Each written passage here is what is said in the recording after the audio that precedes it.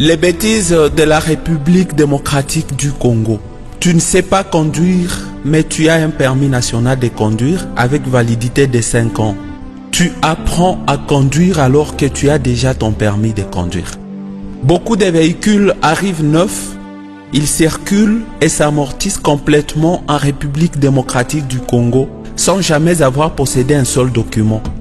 Il suffit que tu sois un policier routier, cadre dans une institution de l'État ou tout simplement avoir un frère major, colonel ou général et ton véhicule n'a plus besoin de documents pour circuler dans une ville donnée. 70% des maisons en matériaux durables ne paient pas les impôts à cause de la paresse de l'État. Ici, je parle des impôts fonciers et des impôts sur le revenu locatif. En RDC, vous pouvez avoir un salaire de 100 $ si vous êtes dans une entreprise publique, mais vous allez réussir à construire dans moins de 5 ans une maison qui coûterait votre salaire pendant 50 ans. En RDC, vous pouvez acheter une parcelle, une maison, sans que l'État ne soit même pas au courant. Et ça ne cause aucun problème. Ce qui est aussi bizarre est que vous pouvez construire votre maison en RDC pendant 5 ans sans avoir aucun seul document qui vous autorise à construire, mais vous construisez quand même sans que l'État ne soit au courant alors que les agents de l'État sont au courant. Absence de l'État dans ses responsabilités. En RDC, même un ministre dénonce le mal au lieu de sanctionner le mal. La RDC est l'un des pays où le chômage bat les records, mais la communication coûte plus cher que dans des pays stables.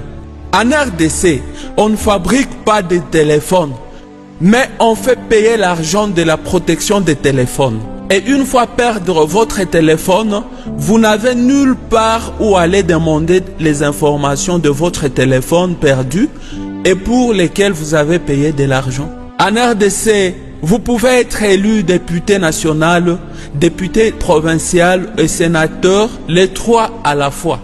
Une bonne façon de commercialiser la politique.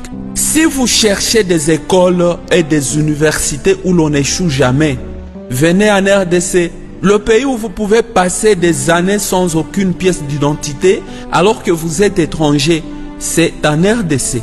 La RDC, c'est le pays où les gens parlent la même dialecte, mais se considèrent ne pas être les mêmes. Tribalisme dans les tribalismes.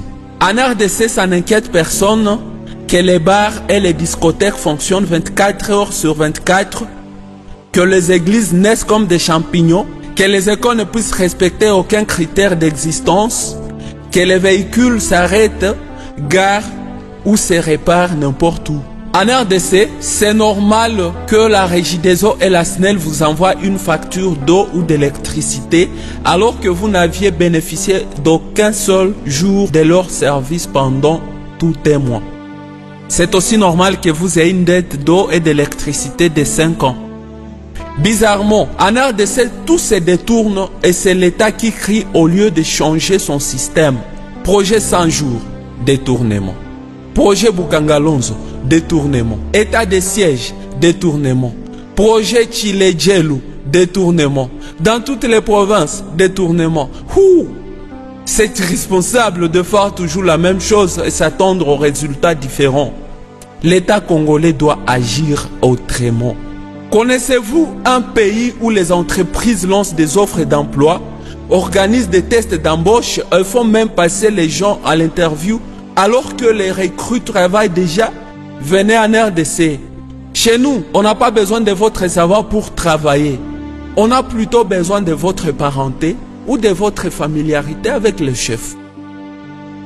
Un pays où les voleurs ont leur adresse connue, même par les autorités du pays, sans être inquiétés, c'est en RDC. Ces voleurs volent même pendant la journée et tout le monde dit là on vole toujours. Dans notre pays, la police perçoit l'argent destiné au trésor public. C'est le cas des infractions liées au port des cache-nez pendant le moment de Covid-19. C'est le cas souvent des chauffeurs et des motards que nous voyons payer de l'argent aux policiers routiers.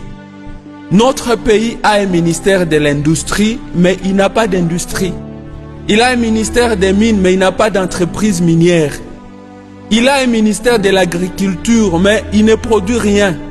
Il a un ministère du travail, mais n'arrive même pas à retraiter les